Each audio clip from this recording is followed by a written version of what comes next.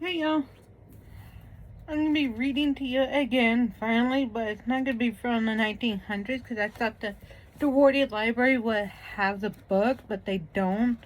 So next I'm gonna check the Monrovia Library, and if they don't have it, then I'm gonna continue reading other random books until I can pay for the 1910s book for Amazon. Okay, this book is called The Secret Lives of the First Ladies.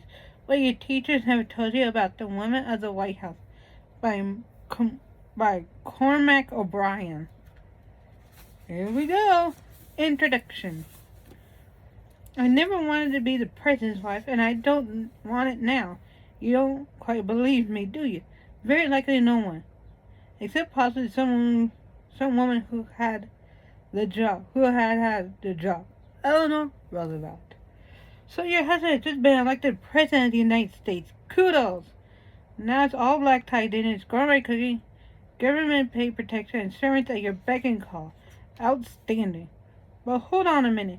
Your husband is beginning a demanding relationship with the American people. He's surrounding himself with egotistical advisors who fill his hairy head with harebrained schemes and do their best to interfere with your relationship. And then there are the ubiquitous media freaks whose very paychecks depend on their ability to run roughshod all over your privacy. On top of all that, you don't even get paid for any of this. Yippee!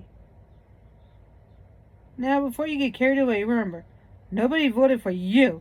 It's your husband who's expected to balance the budget, fight the wars, and make foreign heads of state feel wooed and bullied at the same time.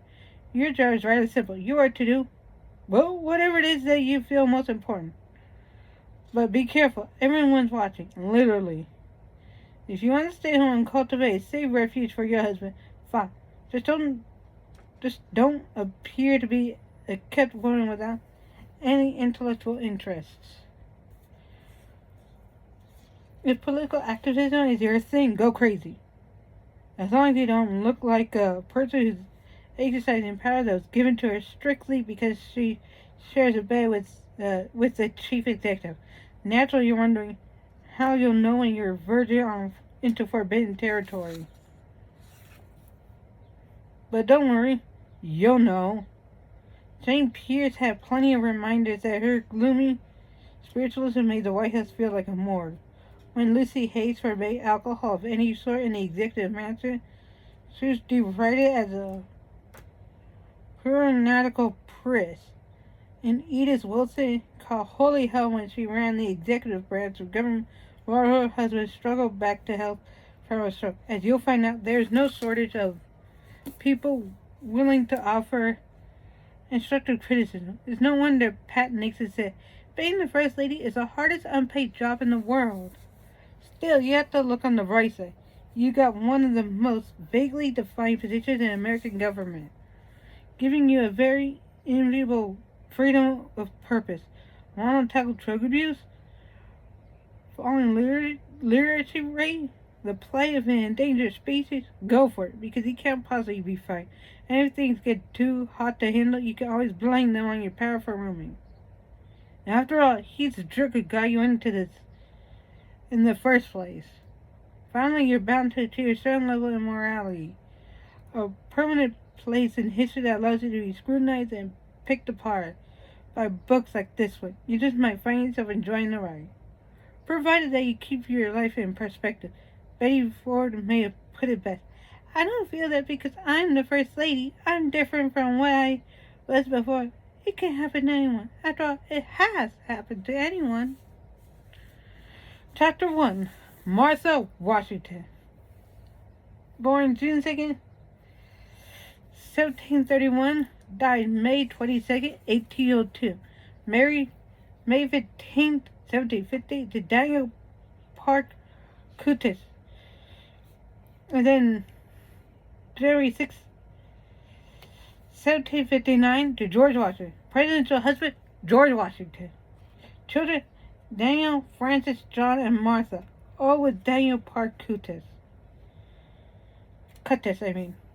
Firstly, from 1789 through 1797. Astrological sign, Gemini. Religion, Episcopalian. Soundbite, I live a very dull life here and know nothing that passes in that town. I never go to any public place. Indeed, I think I am more like a state president than anything else. In his twilight years, George Washington went to the newly founded capital city of the United States named for him, intent on buying a plot of land. The seller, however, was keen on parting with the property and provided an obstinate negotiator. When the famous German and former president persisted, the seller snapped, You think people take every grist that comes from you as a pure grain? What would you have been if you hadn't married the widow Curtis? The impertinent fellow had a point. We tend to forget that Washington would never have become the father of our country without the vast property holdings that secured his income and reputation. And that property was acquired by marrying a woman with whom he was probably never in love. Martha Durandus Curtis, born the eldest of 8 children into modest Virginia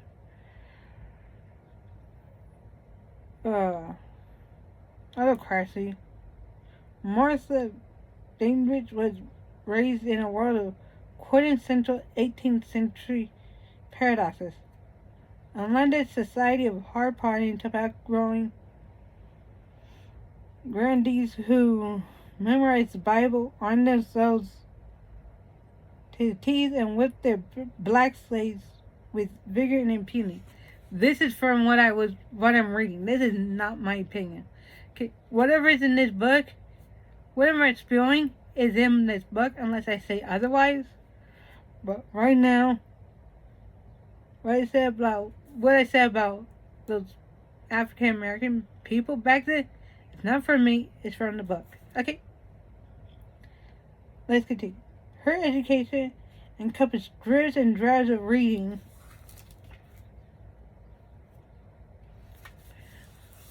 and writing combined with countless hours of domestic instruction or curriculum tailored toward fulfilling her sole purpose in life, finding a husband, raising heirs, and running a household of her own. By the time Martha, at 15, was being paraded by her parents, John and Frances, before the eligible bachelors of Williamsburg society, she had grown into a rather pretty, if short, she wasn't quite 5 feet tall, young woman who impressed everyone with her kind and agreeable nature. She was considered a cat. Her duties as eldest daughter to Dandridge's 500-acre plantation had turned her into a domestic powerhouse. Her decent education had bred a relatively refined lady. She was fond of polite conversation, music, and wearing finery that had to be ordered from England. It was enough to catch the eye of several suitors, but Martha latched on to a man she'd known her whole life, Daniel Parke Curtis, her godfather and 21 years her senior. After getting Daniel's notoriously irascible father to overcome his opposition to the match, the two were married in 1750. Our first lady shared a rival for her husband's affection.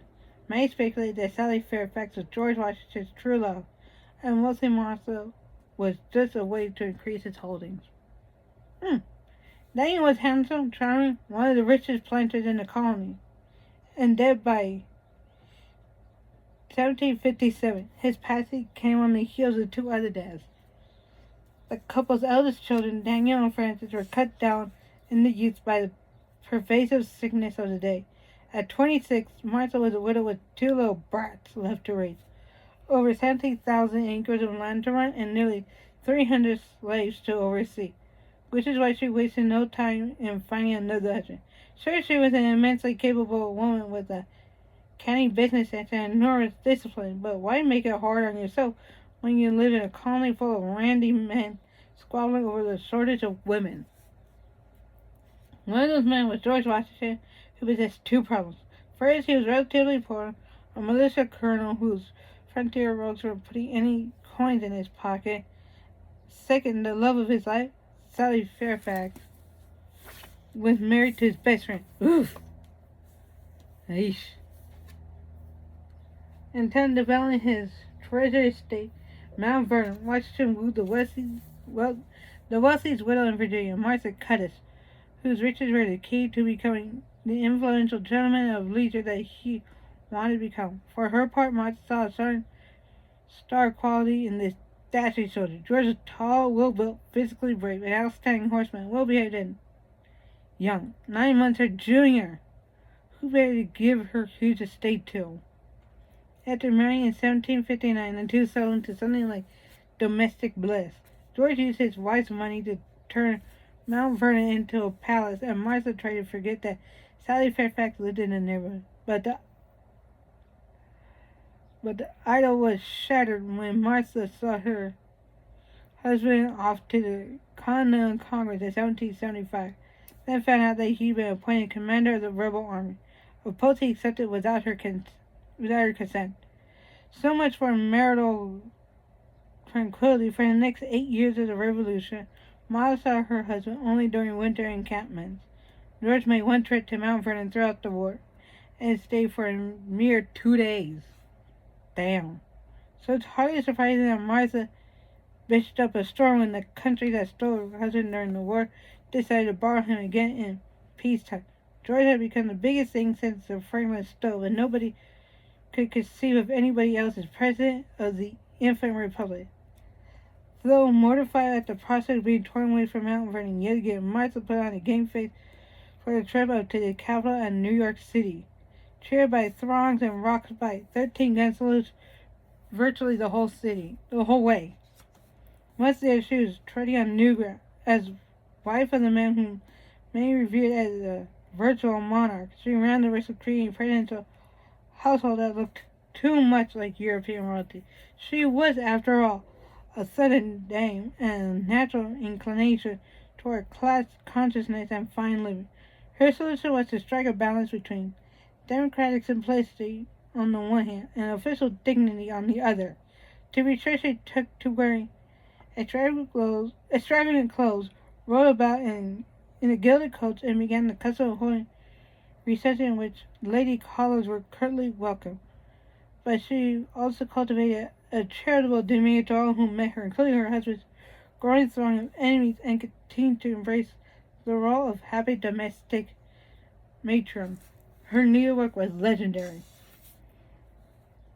In the end, Martha was allowed only a brief period of untrammeled private living with her papa, as she called George. He died in 1799, 2 years after surrendering the presidency to John Adams and departing from public responsibility. Martha locked up their bedroom, took to sleeping alone in another part of Mount Vernon, and burned all the couple's private correspondence, a fact that has irritated curious historians ever since. She followed George to the grave in 1802. Hers was a wild role in the making of her husband in the United States, and not just on account of her wealth. Somebody had to be the first presidential spouse, and we could have done a lot worse than the generous, pragmatic, sociable Martha Washington. Please rate, comment, and subscribe down below. And if you're on TikTok, please like and follow me. And if you're on YouTube, please ring that bell notification so that you can know when I upload. And I'm still selling things on Mercari and eBay, so please pay for something from there. And